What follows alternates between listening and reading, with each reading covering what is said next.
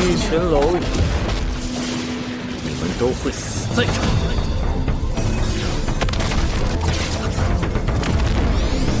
放心吧，人类不会就此灭亡的。吾将承载亘古永恒之意志，执掌万物创造之神力。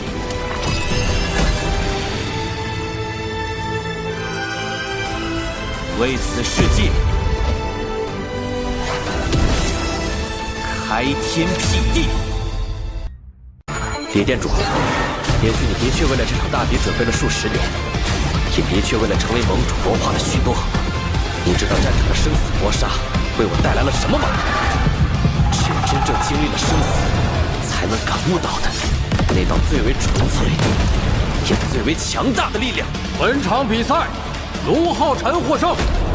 请本届圣殿大比最终获胜的势力光之晨曦全部成员上台。龙爷，尽情的喝彩吧！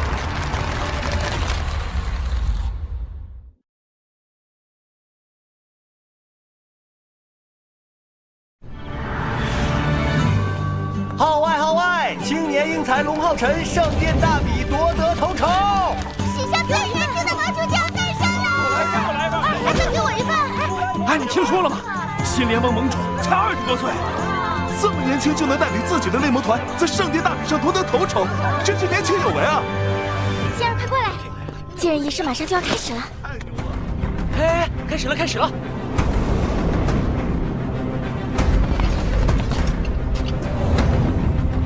历时多天的圣殿大比，在昨日终于落下帷幕。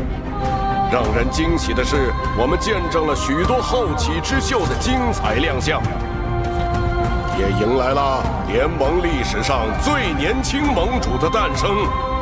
我宣布，继任仪式现在开始。新联盟新一届盟主龙浩辰登场。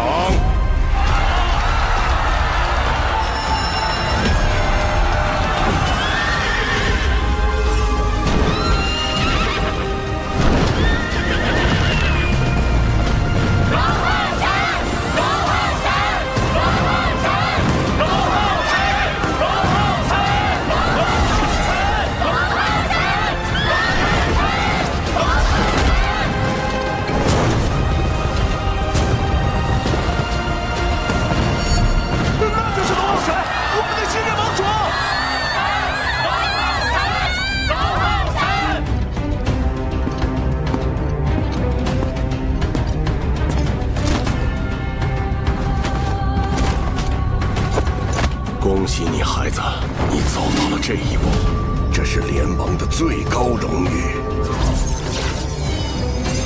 接下盟主令牌，你就是新一任联盟盟主了。我一定会坚守我的责任。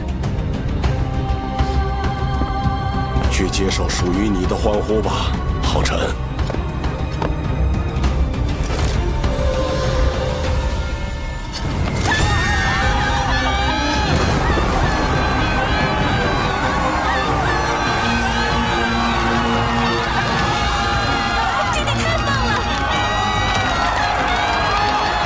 当选盟主，真是众望所归啊！就是。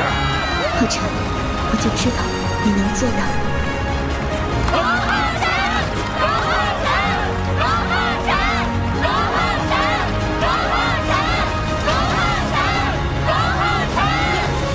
同胞们，我很荣幸，今天能站在这里接受这份特殊的荣誉。团长万岁！我在小镇出生，童年时光在母亲的陪伴中度过。她的身体不好，但是对我的关爱无微不至。那时的我尚且年幼，只有一个小小的心愿，就是成为一名骑士，守护我的家人。但是有一天，魔族入侵了小镇，美好的家园化作焦土。那时我握着手里的剑，想要再快一点成长起来，去守护我的家乡。团长，加入猎魔团后，我第一次亲历前线的残酷。边关将士以血肉之躯筑墙，抵挡魔族攻击，只为守护身后的百姓。那时的我作为前线的一员，和众将士的心愿一样，是守住这座关隘。当我走过6大关隘，与伙伴们几次进出魔族境地，遍历圣魔大陆，经历无数艰险的战斗，数次徘徊在生死边缘，我的信念越发坚定。没想到他们团队虽然年轻，却经历了这么多。我龙浩辰，作为一名骑士，作为联盟的新任盟主，我会守护我们的大陆，会守护这片大陆上的每一个人。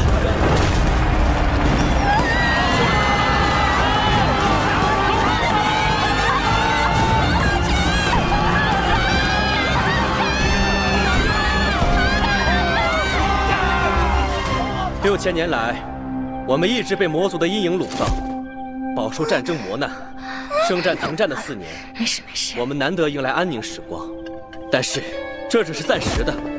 只要魔族一日存在，这短暂的安宁随时可能会被推翻。啊，那我们应该怎么办啊？难道我们要一直被魔族欺负吗？如果想长久拥抱和平与希望，不再陷入魔族侵略的苦难，一个人的力量不够，一个猎魔团的力量不够，一个殿的力量不够，我们必须集结全人类的力量。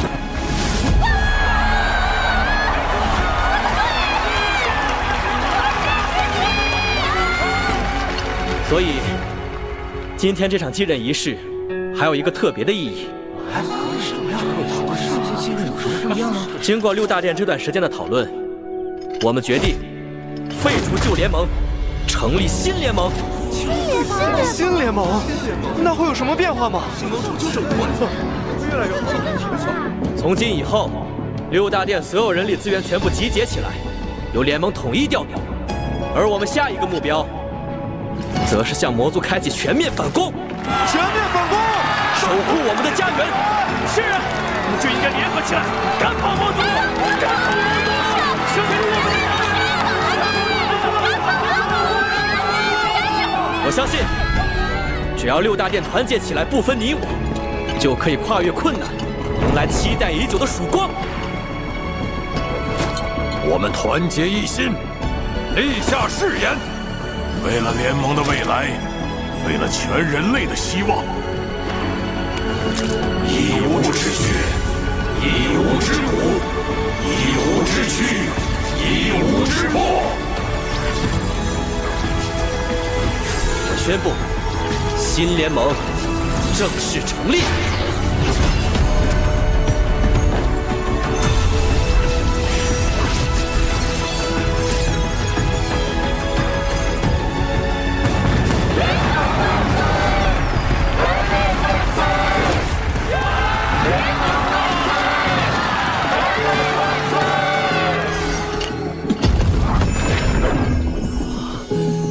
这就是盟主的光元素之力吗？好温暖，好纯粹。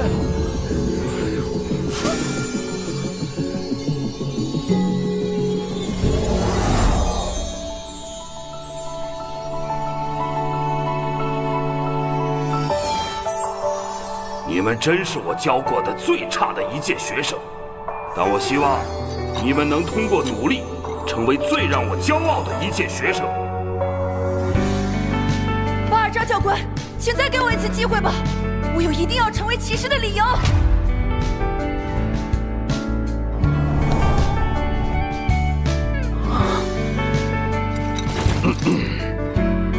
那你去和测试第1的人比一场，赢了的话，我就再给你一次机会。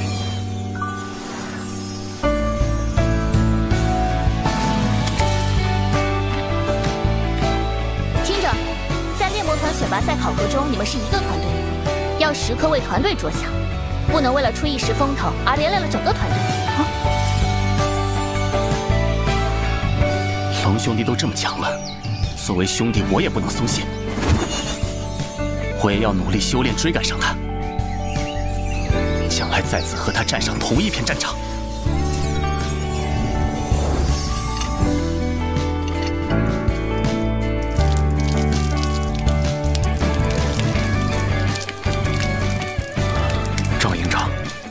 你知道吗？当年来我们一营的那个猎魔团团长龙浩辰已经成为盟主了。我们这些一营的战士们都会在他的带领下一起上战场，赶跑所有魔族。浩辰，相信在你的照耀下，人类能找到那条光明的前路。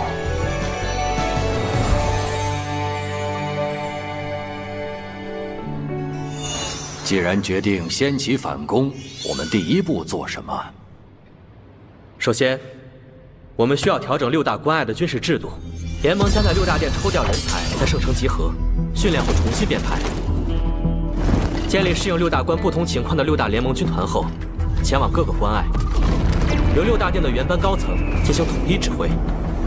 这样一来，就能平衡各个殿之间的人才。对于一些防御较弱的关隘来说，确实是一件好事。如果只是重新编排联盟军团，可能还不足以对魔族造成毁灭性的打击。我们还需要更加强大的力量。是的，只是这样确实还不够。所以下一阶段，我和我的同伴将要前往玉龙关，开启剩余3座神印王座的挑战。同时开启3座神印王座的挑战，那不就是要6大王座同时现世？但如果未来6大王座真的能同时现世，那将会凝结成人类史上最强战力，也就是人类反攻的关键。是的，虽然圣战停战4年，但魔族企图消灭人类的计划从未停止。反攻是人类想要生存的必然选择，任何能增加成功几率的方案，都有必要去尝试。好，你们去吧。你们参加考核的时间里，我们也会思考出尽可能多的利于反攻的方案，同时推进并完善今天确定下来的这些联盟新制度。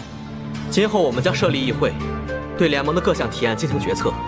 议会成员分为盟主、副盟主、议员团，6大殿各出10人，成立联盟常驻议员团。原先的6大殿殿主为现在的联盟副盟主。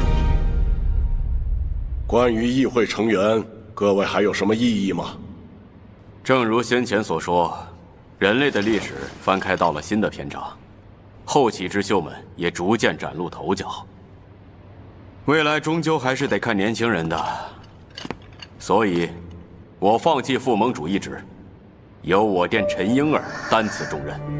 经过前2天的圣殿大比，婴儿的实力大家有目共睹，他能同时召唤12扇生灵之力，实力已经远超于我。更何况，他还是我们灵魂殿千年一遇的灵魂圣女，灵魂殿理应交给他来领导。陈婴儿，正如陈殿主所说，你愿意成为灵魂殿殿主吗？我愿意。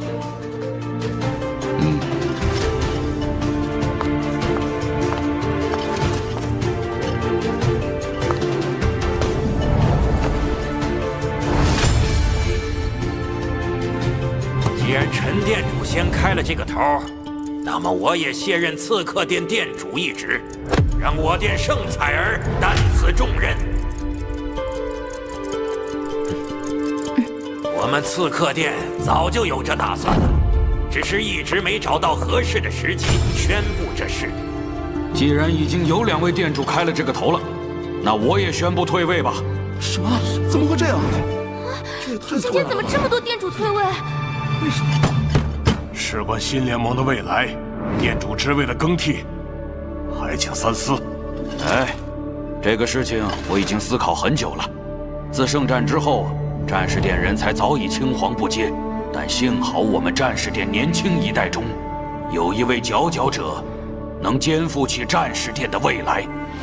他的努力以及为战士殿的付出，我们都看在眼里。没有人比他更适合了。圆圆，上来吧。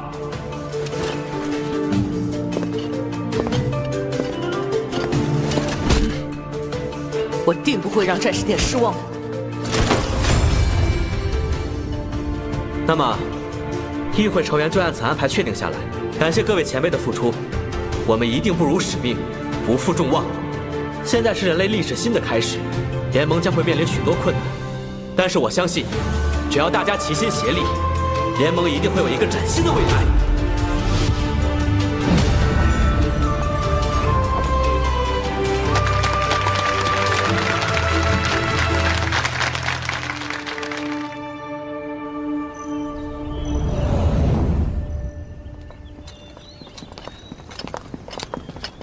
段兄，你真的不和我们一起了吗？自从4年前睿智魔神宫一战后，文昭兄的猎魔团因黄奕丧失战斗能力而被迫解散，我的猎魔团也因为我的失踪而停止任务，但他们一直在等着我回来。我是他们的团长，也该带着他们重返战场了。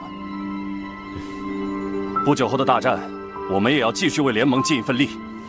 不管在哪里，你始终是我们中的一员。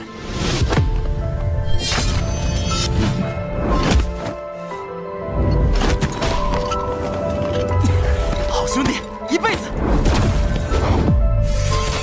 往后再率队深入魔族作战，一定要小心。你也是，不要过于自责。他们也希望你们有更好的未来。再见！走吧，我们去玉龙关，完成我们的目标。你的母亲近段时间身体很好，她一直在等你回家。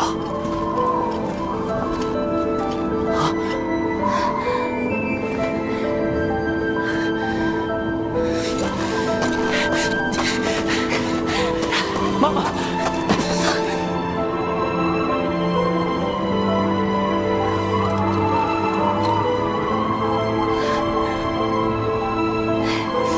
晨晨，这边来。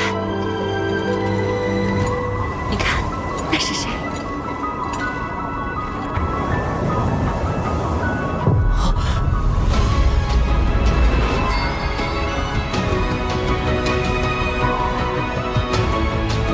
爸爸！请联盟新一届盟主龙浩辰登场。浩辰，我就知道你能做到。经过6大殿这段时间的讨论，我们决定废除旧联盟，成立新联盟。我们还需要更加强大的力量，所以下一阶段，我和我的同伴将要前往玉龙关，开启剩余3座神印王座的挑战。妈妈，晨晨，这边来。你看，那是谁？爸爸！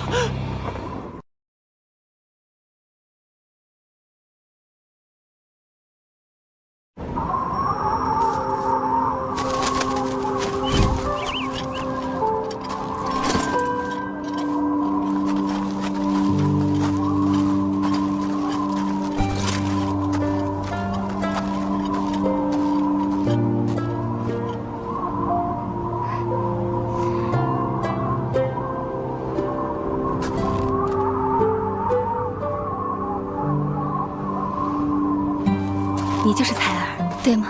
嗯。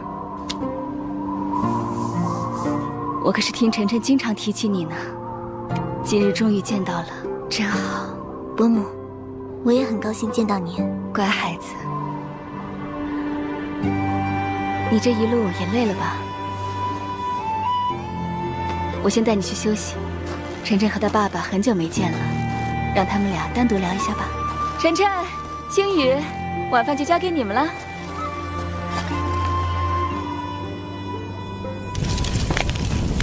爸，分开这些年，您还好吗？我听爷爷说您旧伤未愈，现在恢复了吗？已经无恙了。是和阿难战斗时伤的吗？总感觉爸这次回来后心事重重的，是战斗时发生了什么吗？不过现在他似乎不愿意提，我也不好再多问。等以后遇到阿难，我得去了解一下到底发生了什么。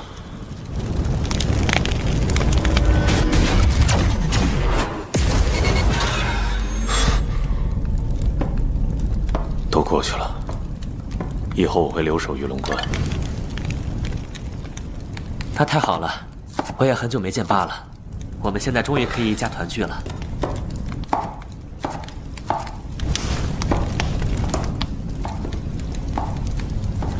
浩辰，你恨过我吗？什么？你原本可以活得更轻松，但我却引你走上了这条最难的路。爸，您说什么呢？我从来没有恨过你，反而我很感谢你。还记得您教我纯白之刃的那天，那是我第一次看到了未来想成为的样子。那时的我甚至连一道剑气都挥不出来，但您却告诉我，只要足够耐心，足够坚定，就能成为最强骑士。守护我想守护的人。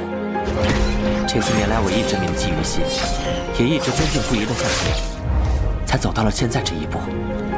我从未怀疑过你为我选择的路，我也始终相信，这就是我最想走的路。哪怕你已经死过一次，我的目标从未改变。如果有一条路可以去终结这场战争，成为一个强大的人，守护我喜欢的一切，爸爸，我不害怕。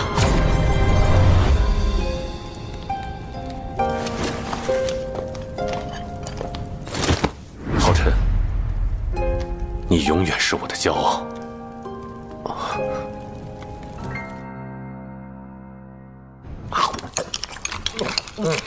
团长和副团长不在，感觉好像缺点什么。怎么？难道你想去跟星宇大人吃饭？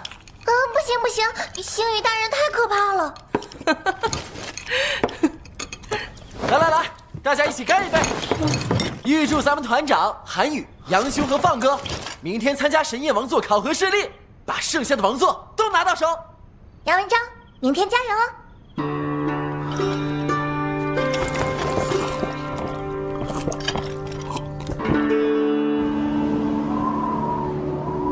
我们3人真的好久好久都没有像这样坐在一起吃饭了，而且今天还有彩儿在，真的太难得了。只可惜你爷爷还在圣城处理事务，不然我们就一家团圆了。哈，没关系，爷爷过几天就能回，到时候我们再吃团圆饭。你说的对，今天是庆祝彩儿来了。谢谢伯父伯母的款待。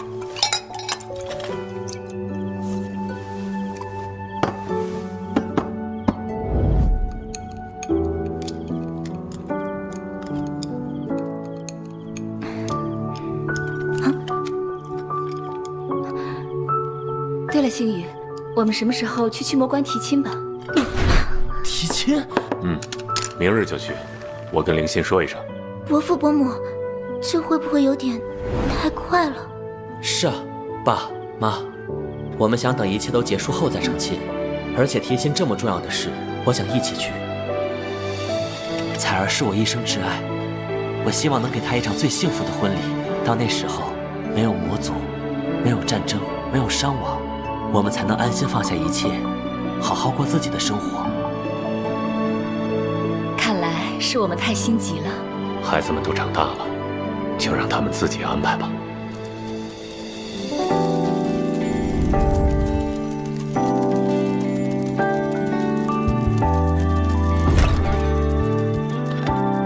彩儿，以后这就是我们的房间了。当年我们第一次到驱魔关的时候，你为我们制造了一个小家。这是我们的家了。那时我就答应你，以后一定会给你一个温暖的家。现在我们回家了，彩儿。浩辰，你在哪，哪里就是我们的家。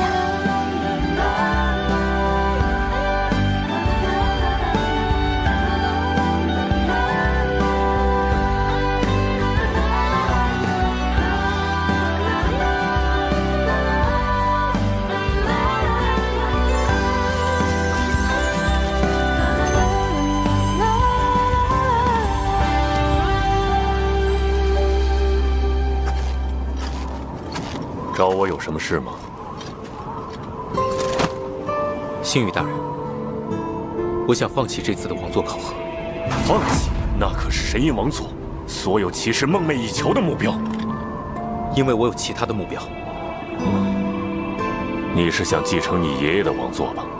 但以你的个性和发展方向，那张王座并不适合你。选择最适合自己的王座，这对你的未来很重要，你要想清楚。谢谢星宇大人的关心，但我的目标并不是爷爷，而是您。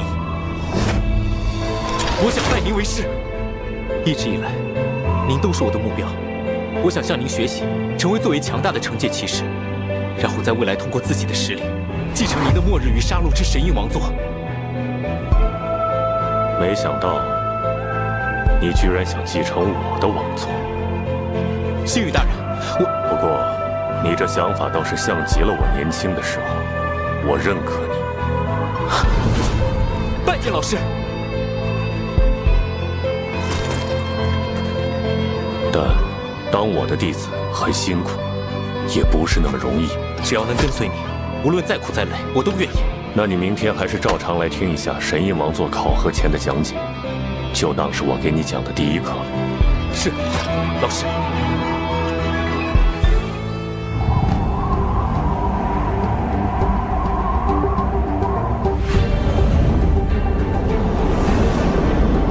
在你们进入神印王座考核之前，我会为你们介绍王座的信息。虽然杨文昭放弃了神印王座考核，但他也达到了考核资格，允许留下来旁听。你们都知道，联盟目前一共有6张王座，而每张王座的威能都各不相同。比如智慧与精神之神印王座，掌控的是全知之力；而恐惧与悲伤之神印王座，掌控的是禁忌之力。而以节气的王座里，守护与怜悯之神印王座掌控的是防御之力；秩序与法则之神印王座掌控的是规则之力；而我的末日与杀戮之神印王座掌控的则是杀戮之力。要不要试试？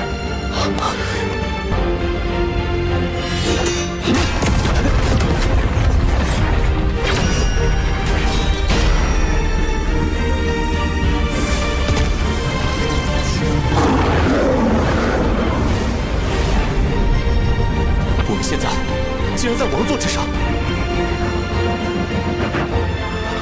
接下来需要一人配合我的讲解，感受王座之力。你们谁来？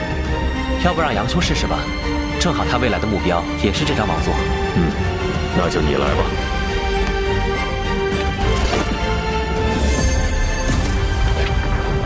我的灵力被提升了。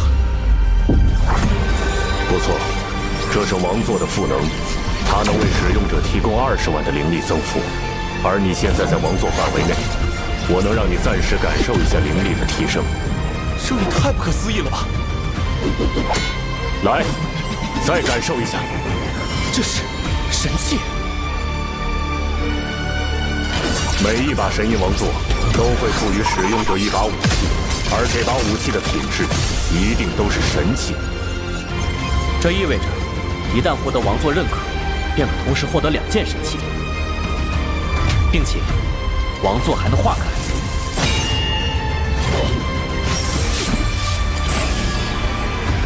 不错，每一张王座化开后，也会有不同的能力增幅。末日与杀戮之神印王座的化开，每分钟都会为我提供1成的攻击加成。2件神器，20万的灵力增幅，还有王座化开赋予的特殊能力。这就是神印王座吗？星宇大人，那永恒与创造之神印王座的威能是什么？没有人知道。什么？关于他的信息寥寥数之，但他的强大毋庸置疑。6000年前，72根魔神柱降临圣魔大陆，催生出72魔神。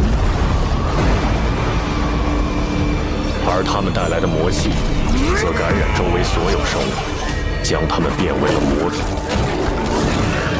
大肆屠杀人类。人类组成6大殿，试图与之抗衡，却也无法匹敌那一代的魔神皇与他率领的魔神们。很快，人类就被屠杀殆尽，眼看就要灭亡。就在这时，一张王座从天而降，它化作一道铠甲和一把神剑。那铠甲仿佛有生命般，竟自主手持神剑，朝魔族发起攻击。仅凭一剑，34位魔神直接死亡，魔神皇被重创，无数魔族被泯灭。也因为这一剑，整个魔族瞬间元气大伤，沉寂了1000年之久。在那一刻，所有人心里都想起了同样的声音，那便是永恒与创造之神印王座。可就在那一击后，王座能量耗尽，从空中坠落至此，陷入沉睡，只留下了5块与其一同落下的神石。5块神石？难道说剩下的5张王座是？不错，在之后的1000年里，骑士殿首任殿主萧霍以那5块神石为基石，仿造永恒与创造之神印王座，锻造出了其余5张王座。此后，6大神印王座便成为了人类的最强兵器，始终守护着人类。而永恒与创造之神印王座也一直沉睡至今，等待着被唤醒。但可以肯定的是，一旦这张最强王座显示，就是我们将魔族彻底赶出圣魔大陆之时。当然，我也要提醒你们，数千年来无数人想挑战他，却无一人能成功与之共鸣，进入考核。浩辰，我知道你的目标是他，你也曾与他多次共鸣，但永恒与创造之神印王座的考核里究竟有什么，没有人知道。也许你会遇到恐怖的危机，也许你会面临艰难的选择，这是一场完全未知的冒险，而你只能独自面对。浩辰，我们所有人都期待你能获得他的认可，但你也要注意保护好自己。定不辱使命。接下来，去开启你们的考核吧。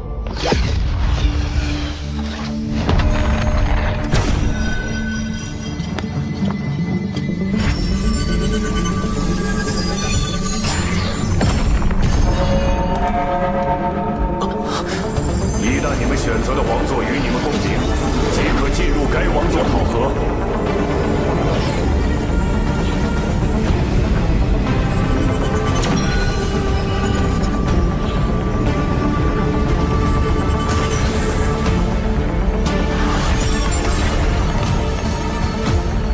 这就是神印王座考核地吗？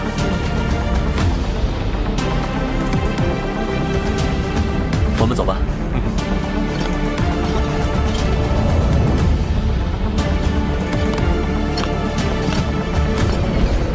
那上面就是我们要争取的神印王座了。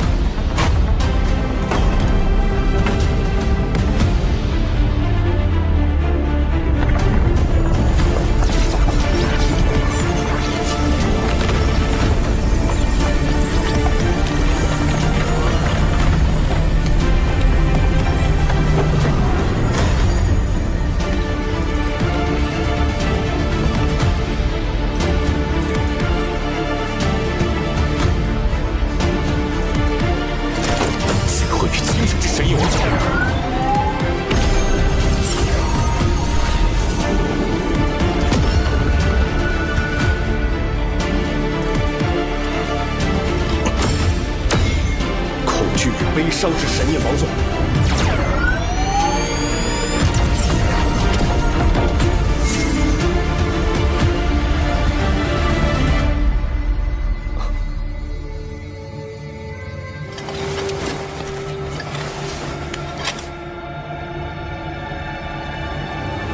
永恒与创造之神印王座。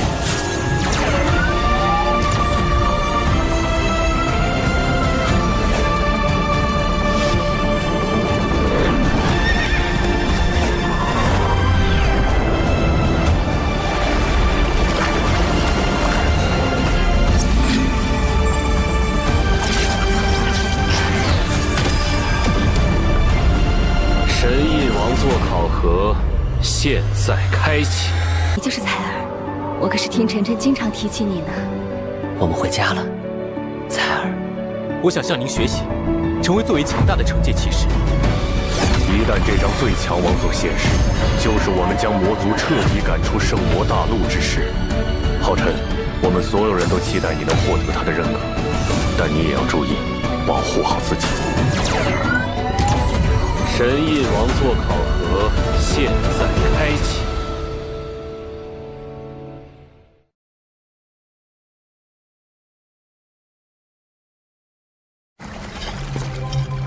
欢迎进入永恒与创造之神印王座的考验，挑战者，你需要分别完成永恒与创造的2个考验，领悟永恒与创造的真谛。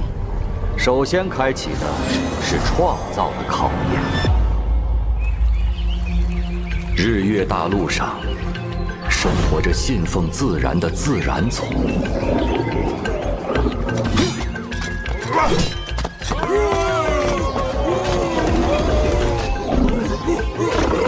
与信仰黑暗的暗夜精灵族。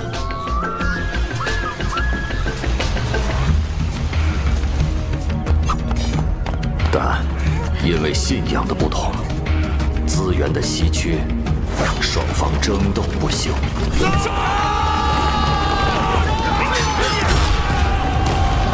战争与死亡始终萦绕在这片大陆上。长久的争斗后，自然族势大。在自然之王伊斯顿王的率领下，要将黑暗及其信徒彻底驱逐出这片大陆。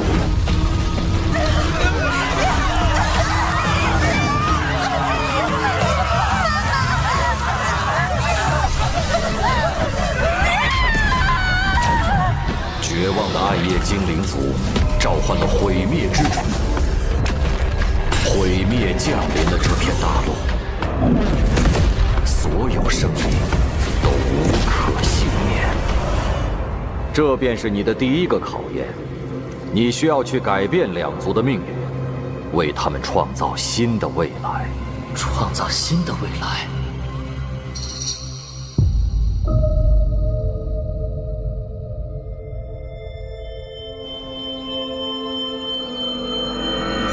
王，你醒了。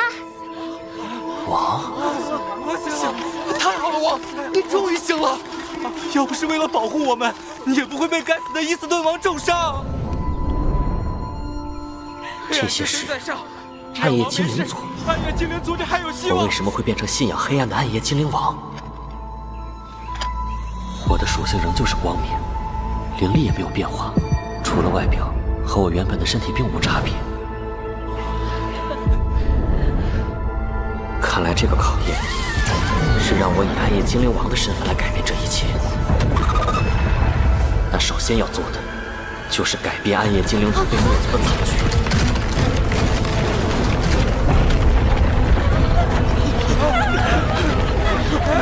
伊斯顿王和自然族终于要忍不住将我们赶尽杀绝了吗？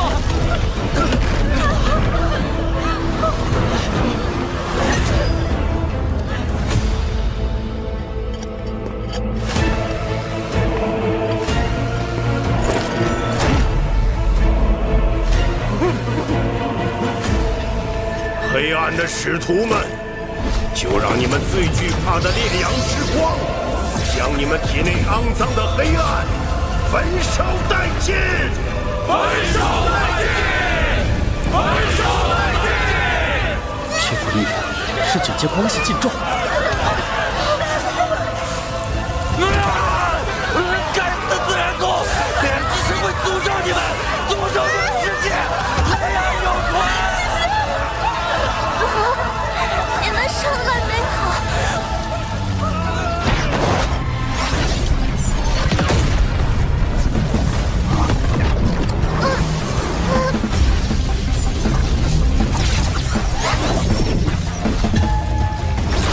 怎么回事？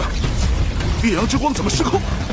不是失控，是被吸收了。怎么可能？那可是烈阳之光，蕴含着最为浓郁灼热的光明之力。即便是亲近光明的我们也抵挡不住，更何况是天生惧怕光明的暗夜精灵族。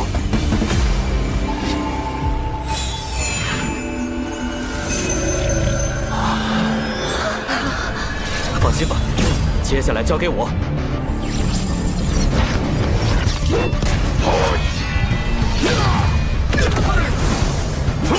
你的实力怎么突然提升这么多？还不惧怕烈阳之光了？他的实力相当于九阶2级，不是我的对手。封山怒击！但我得先弄清楚，两族之间的争斗为何会这么极端。伊斯顿王，你身为一族之王，为何残忍至此，赶尽杀绝，连老弱妇孺都不放过？我管你什么老弱妇孺！非我族类，其心必术。我们两族之间就是要斗个你死我活。一个仁慈的王是无法率领族群壮大的。作为一个残暴的王，你只能给世界带来毁灭。去杀了那些暗夜精灵！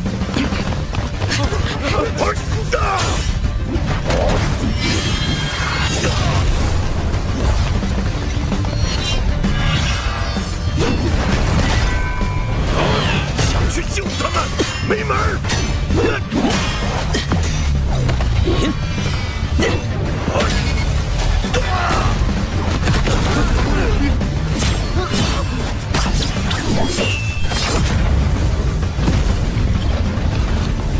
快走！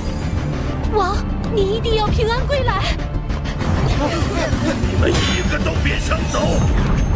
神力，泰坦之魂！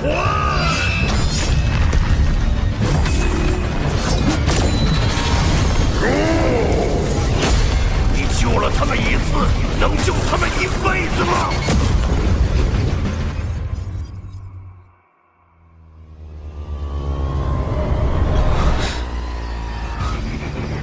怎么回事？我不是在和伊斯顿王战斗吗？怎么突然到了这里？你们先走，我来拖住他们。不要死，要走大家一起走。思思，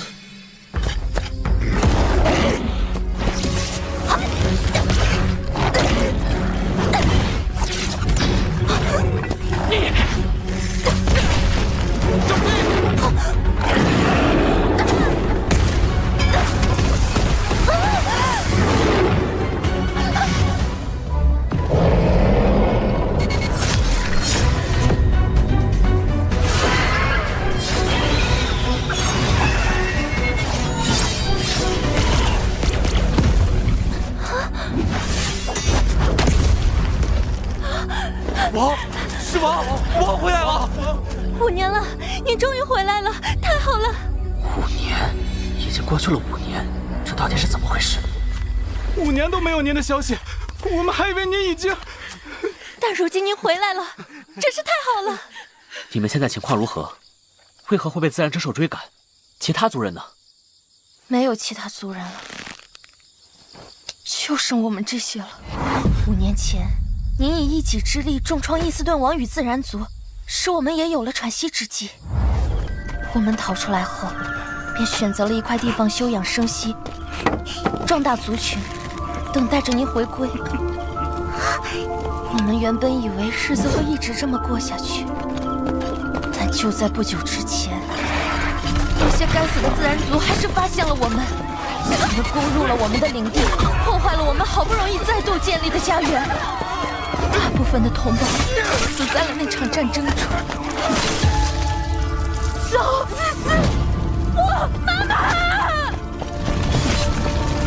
最后只剩我们逃了出来。但他们还不死心，派自然之兽追踪我们。要不是王宁及时赶到，恐怕我们已经被灭族了。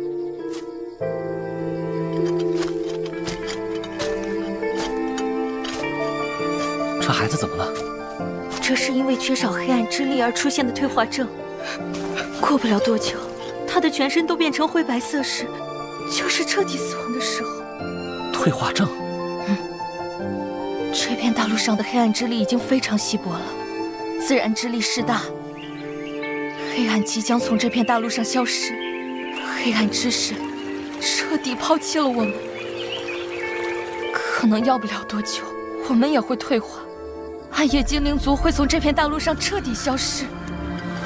对不起，王，您拼命救出我们，但我们还是辜负了您的期望。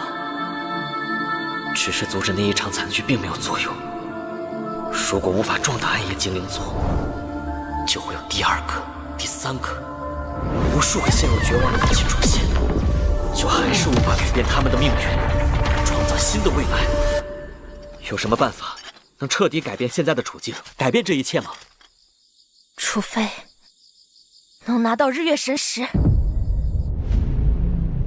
日月神石是这片大陆的圣域，不仅蕴含着极为精粹的光明与黑暗之力，还拥有将昼夜交替的能力，能创造出最适合暗夜精灵生存的环境。当然，它对自然族也同样适用。但日月神石由这片大陆最强的存在神圣巨龙守护在封禁之地。曾有无数代自然之王与暗夜精灵王想要夺取神石，壮大族群，但都命丧于此。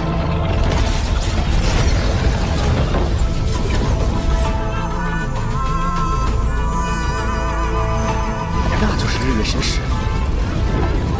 我恳请能借日月神石一用，救暗夜精灵族于危难之中。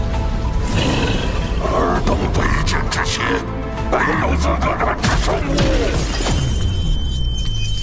仅仅一击就能破掉我的防御，他的实力远超西超9之6击。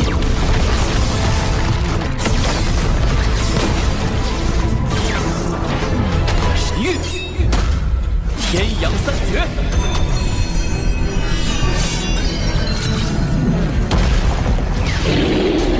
赤阳残镜，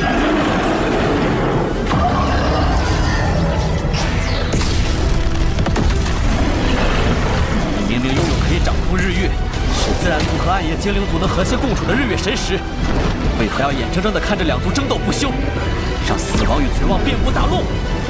日月神石不是为了掌控世界而存在，也不是为了拯救他们而存在。他的战力在我之上，又死死守着日月神石，必须想办法将他引开。你想逃到哪里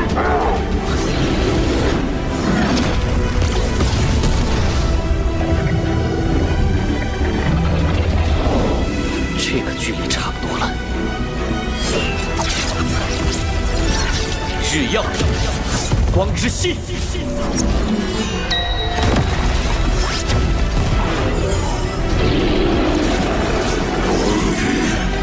圣光裁决，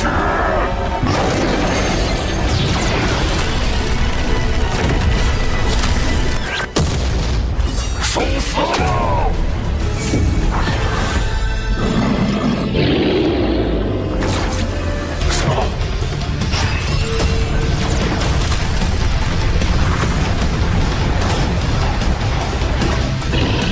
移花接木，影分身。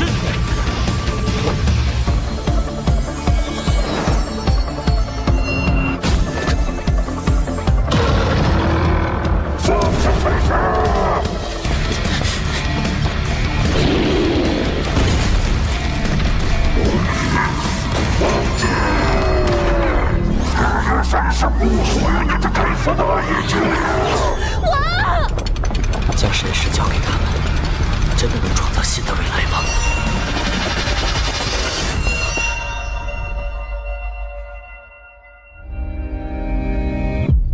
灾祸的自然使徒，千万年以来，你们曾无数次置我族于死地，如今该是你们偿还这种痛苦的时候了。自然将被彻底驱逐出这片大陆，黑暗永存，分灵之火燃！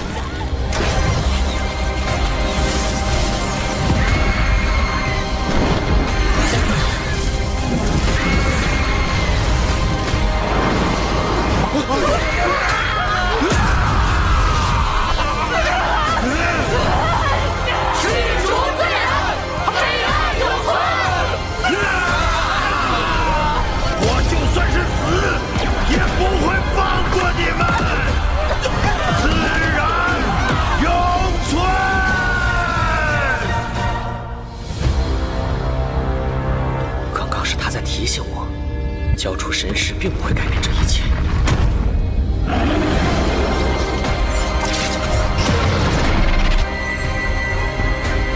日月之域，永恒必来。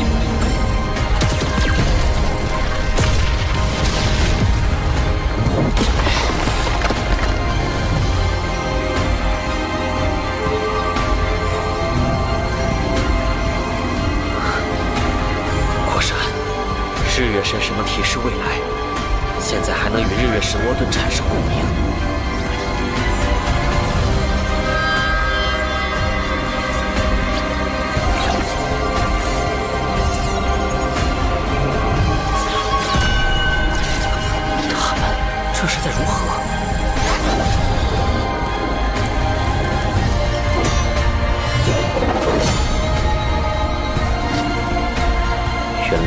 这才是日月神魔盾的完整形态。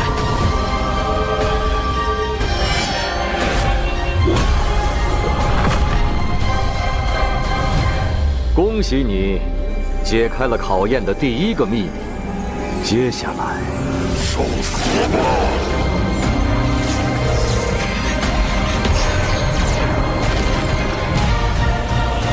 你将面临无尽的毁灭。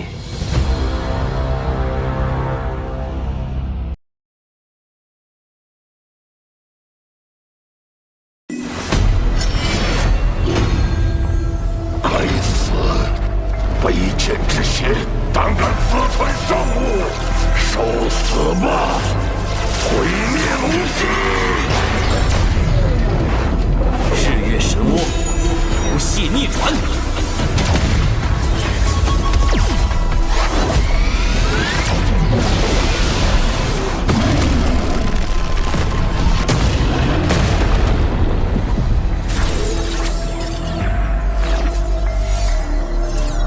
融合了日月神石的日月神窝盾，不再受昼夜交替的限制，能发挥它的全部力量。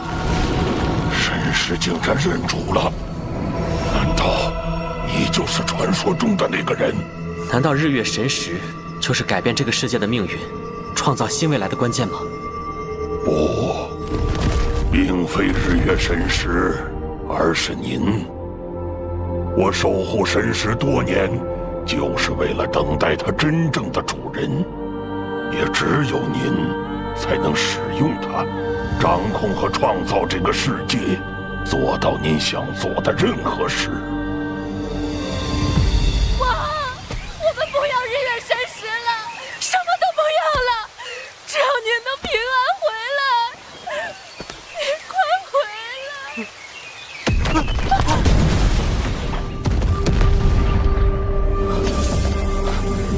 怎么回事？发生了什么？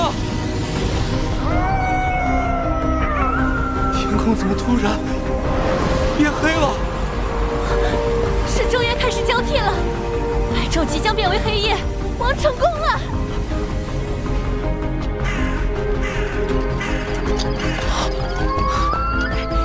妈妈，天黑了！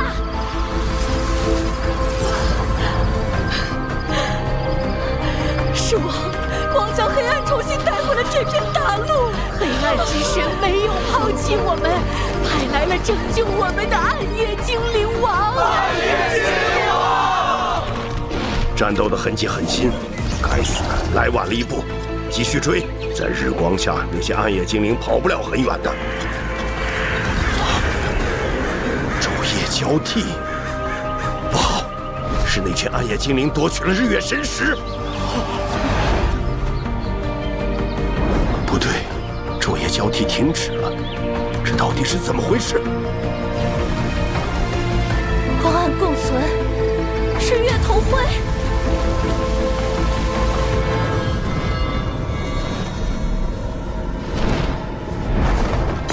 多谢帮助，神圣巨龙前辈。神使大人，这样真的能改变他们的命运吗？这片大陆的争端都来自于生存资源的争夺。如果达成了完全的公平，两族说不定不会再起争斗，这个世界也能拥有更加美好的未来。但愿如你所说，这便是日月神石真正的使命，也能拯救这片大陆。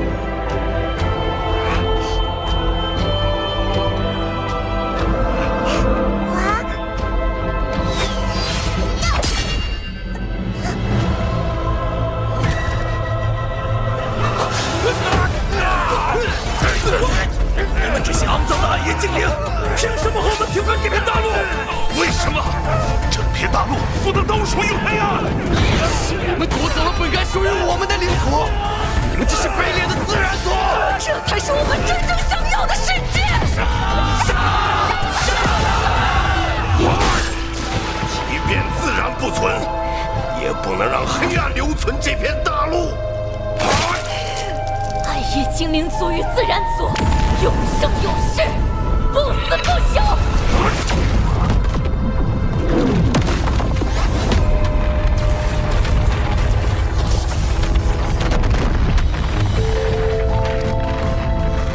原来能召唤毁灭之种的，不止绝望，还有他们两族之间不死不休的仇恨。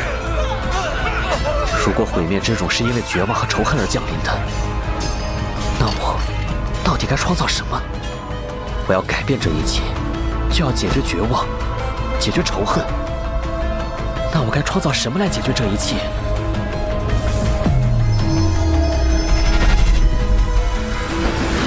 黑暗的使徒们，就让你们最惧怕的烈阳之光，将你们体内肮脏的黑暗焚烧殆尽！该死的自然族，炼之神会诅咒你们！你的伤还没好，不能再被烈阳之光灼伤了。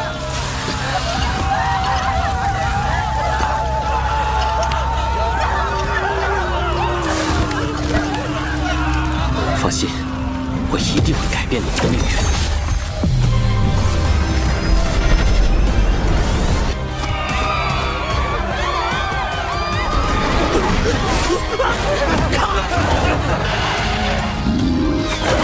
该死的自然族，滚出我们的家园！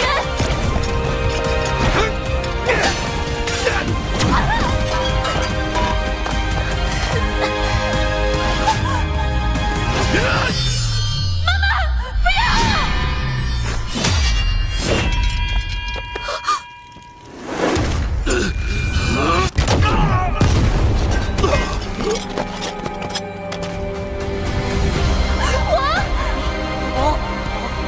是王回来了！不救了！我们要杀了！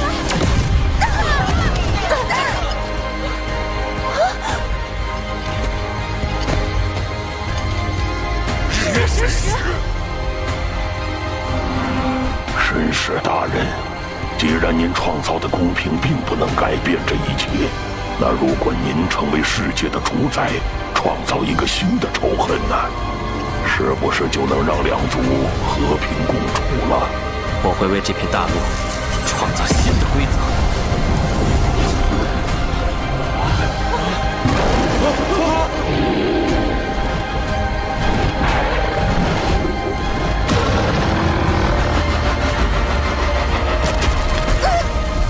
从今往后，这片大陆的白昼与黑夜，所有的光明与黑暗之力，都由我掌控。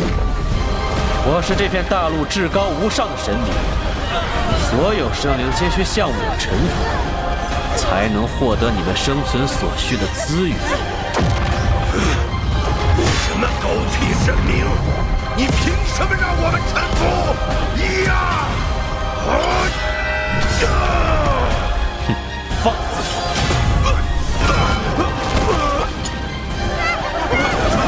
夺取日月神石，并不是为了我们。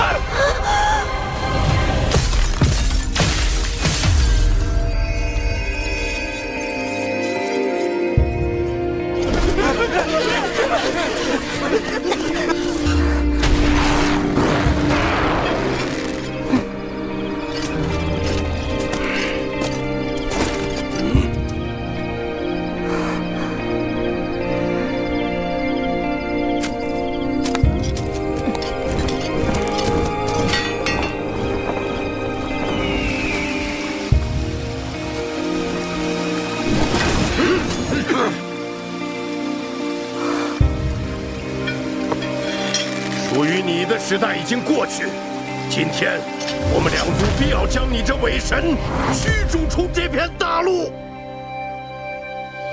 给我杀！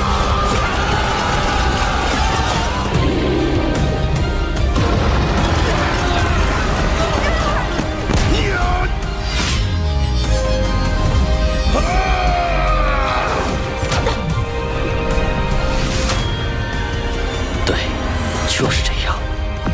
都来仇恨我，再让我代表你们的仇恨死去，结束这场永恒的争斗。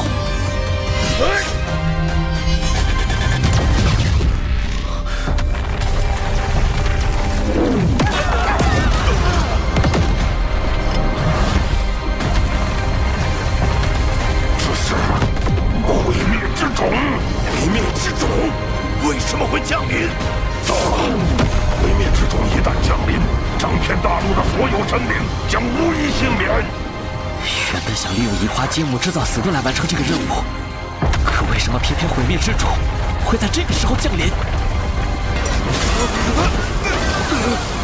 神使大人，或许这就是这片大陆的命运，注定归于毁灭。可日月神石也并不是为了拯救他们而存在。不，这样的结果我不接受。日月之域，永恒地来。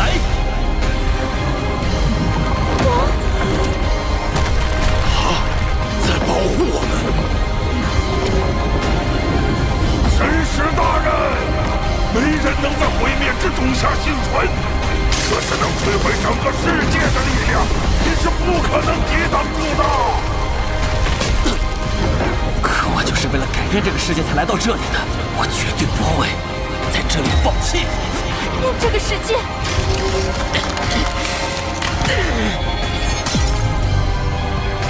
为了改变一切，哪怕是牺牲生命吗？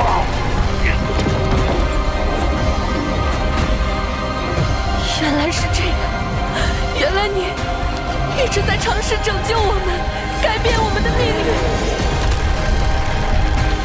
但我们还怀疑你，怨恨你。对不起，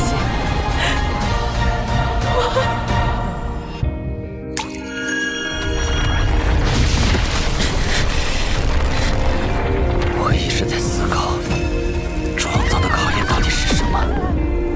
我创造希望，创造和平，创造规则，创造仇恨，都无法改变这一切。毁灭还是必然会降临，所以这个考验的真相根本不是创造。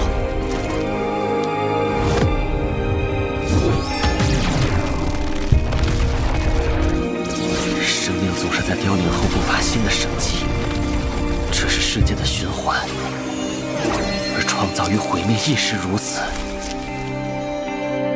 这个考验其实是毁灭。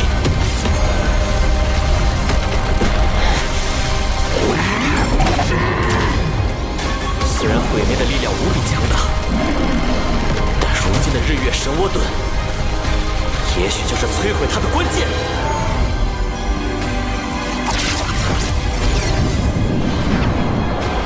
日月之手，毁灭。从来没有人敢挑战毁灭，这是这个世界至高无上的规则。我的一位老师教过我，规则不就是用来打破的吗？他真的做到了。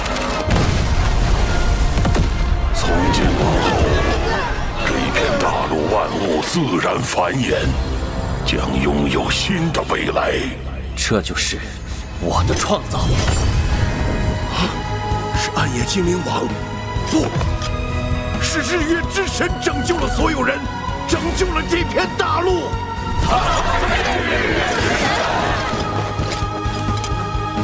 本不属于这个世界的伪神，最终却成为了这个世界真正的神明，改变了这一切。恭喜你，领悟了创造的真谛，完成了创造的考验。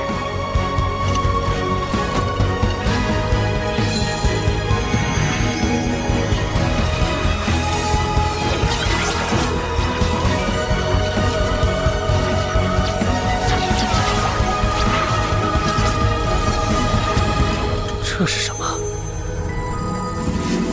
你在考验中获得了暗夜精灵一族的完全认可，所以额外获得奖励——精灵之心。精灵之心，它的气息似乎和雅婷很像。在与魔神皇一战中，雅婷也被一起击碎，只剩下这道沉睡的灵魂。但现在有精灵之心在，或许能为他重塑身体。接下来你将进行的是永恒的考验。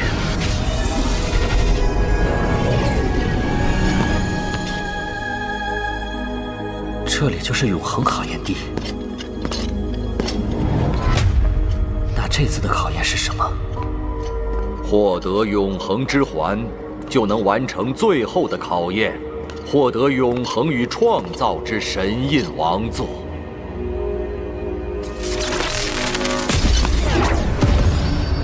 你就是被主人选中的人，打败我，你就能获得永恒之环。9阶3级，和我的等级一样。这个考验这么简单吗？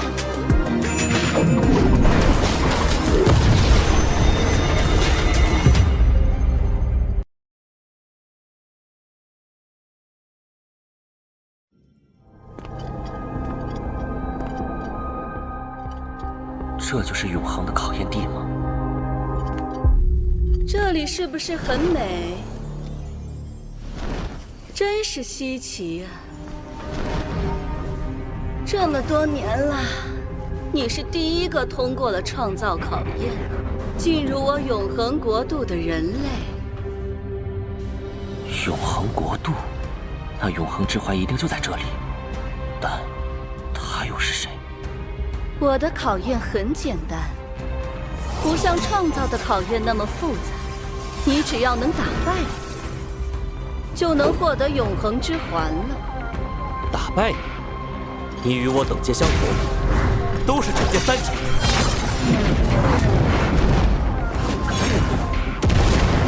永动之兵。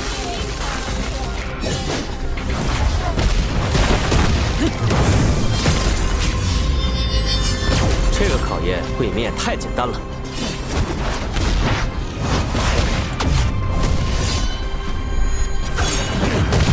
不要那么严肃呀，来一点音乐，缓和一下气氛吧。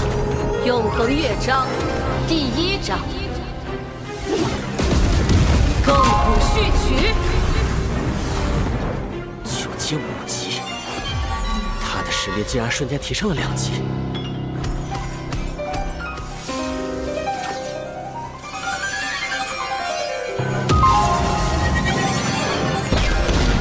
还没完呢，无尽之火。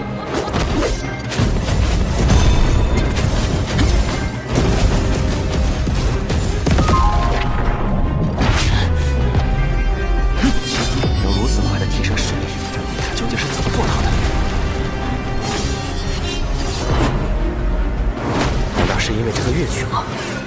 随着乐曲的变化，他的实力还能继续增强。以你现在的攻击，可过不了我这关。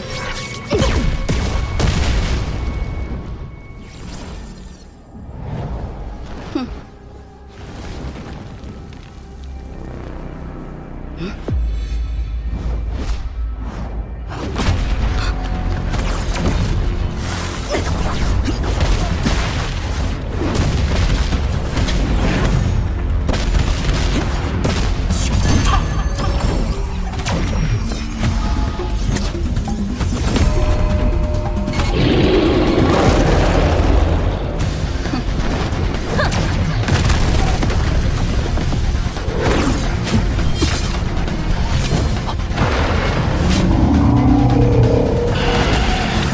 好险，差一点就被你得手了。那再试试这招，光神之域。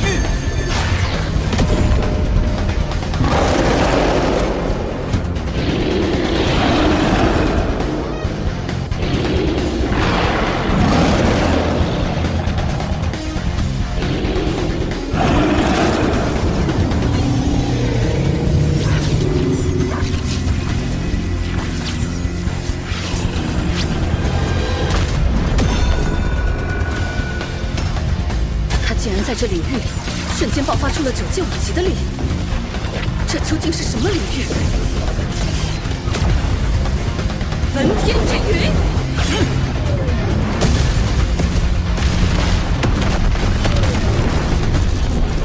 就是现在！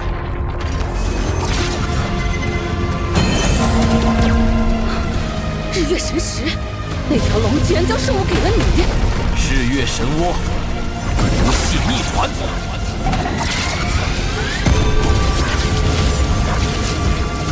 贴好了，你的焚天之云。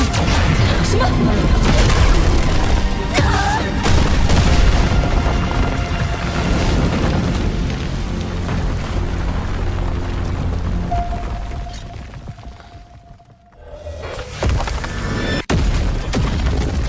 人类，你很厉害，难怪能通过创造的考验。但你仔细听，我的乐曲要进入下一章。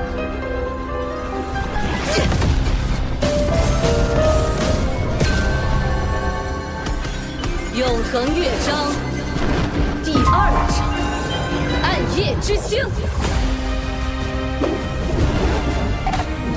9阶7级，又提升了2级。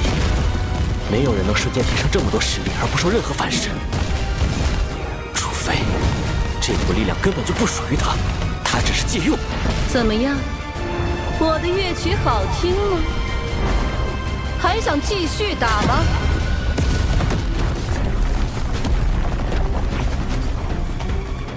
我现在是9阶7级，放弃吧，你打不过我。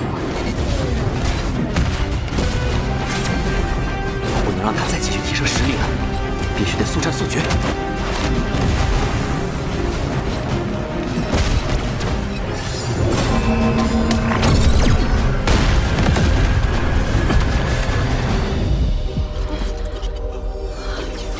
在创造的考验中，我获得了能为雅婷重塑身体的精灵之心。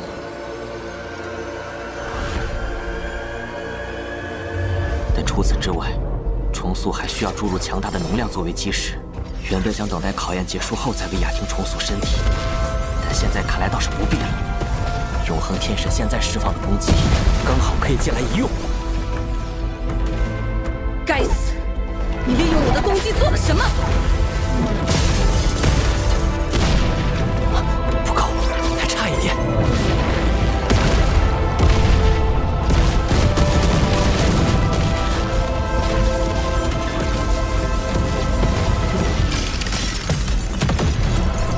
雅婷，醒过来！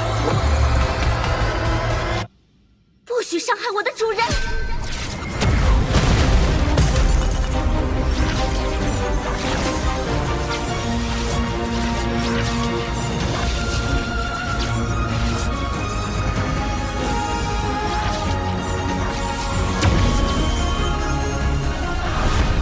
这是光之精灵王，光元素精灵进化的终极形态，侍奉光明神的使者，代指世间光明权柄的光之精灵王。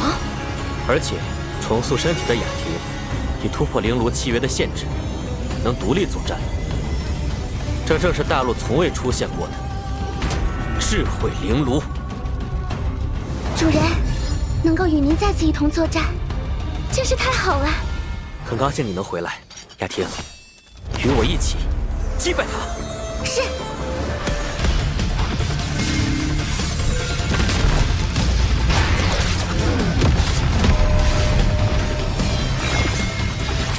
王者之剑。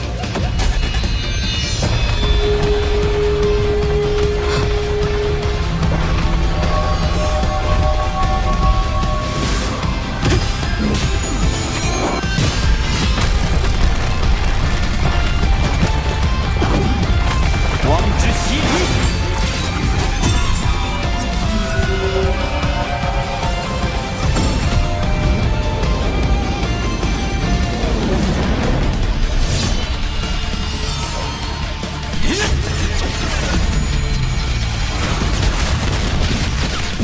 怎么可能？在这只精灵的宗族下，他这一击竟然超越了我的力量。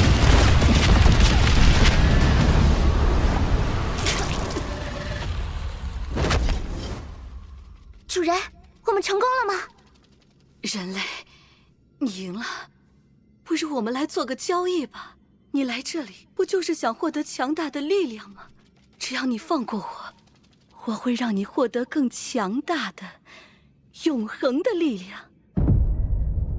我拒绝，我只要永恒之环。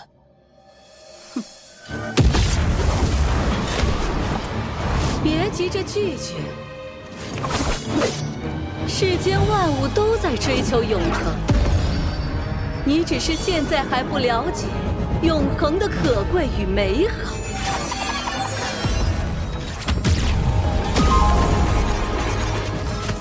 瞧，他们都是在这漫长岁月追求永恒之人。曾经的他们都十分弱小，甚至卑微如尘埃。但没关系，在我赐予他们无上的永恒后，他们都获得了新生，变得无比的强大、美丽。先来感受一下永恒的强大吧！我保证，你会喜欢上的。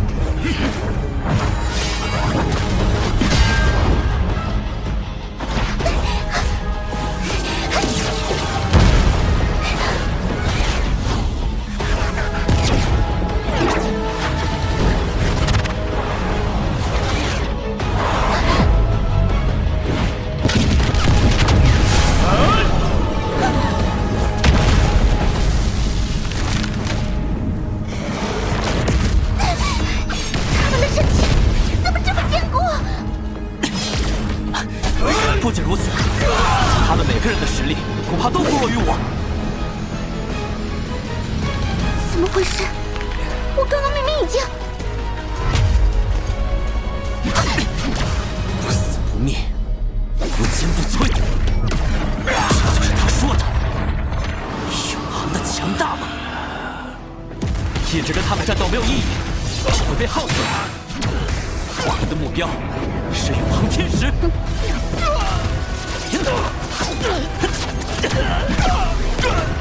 雅婷，尽力帮我牵制住他们。是，主人。王者之剑，剑星雨。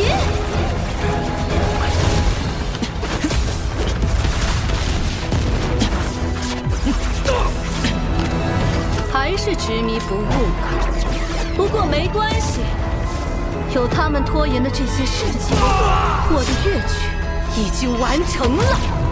来感受神的力量吧！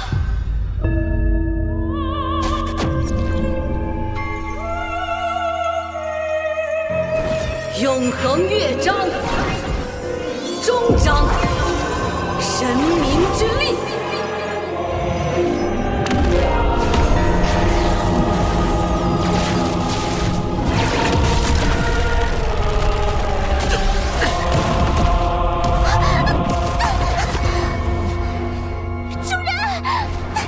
感受到了吗？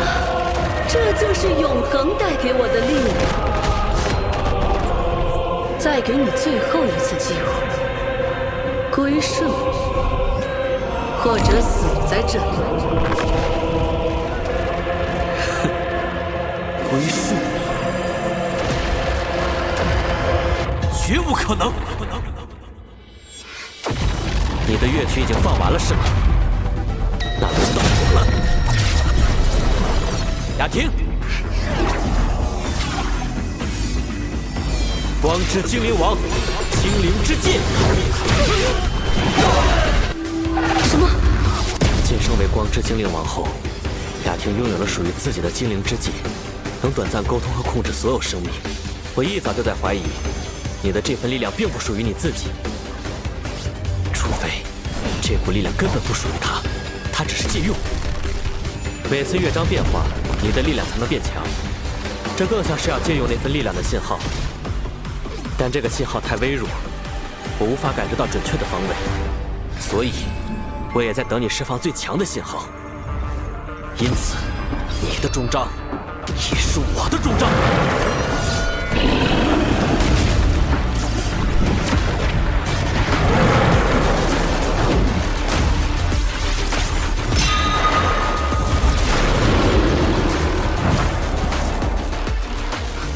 你休想！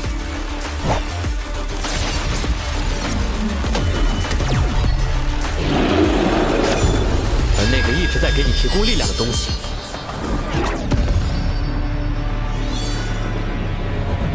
就是永恒之环。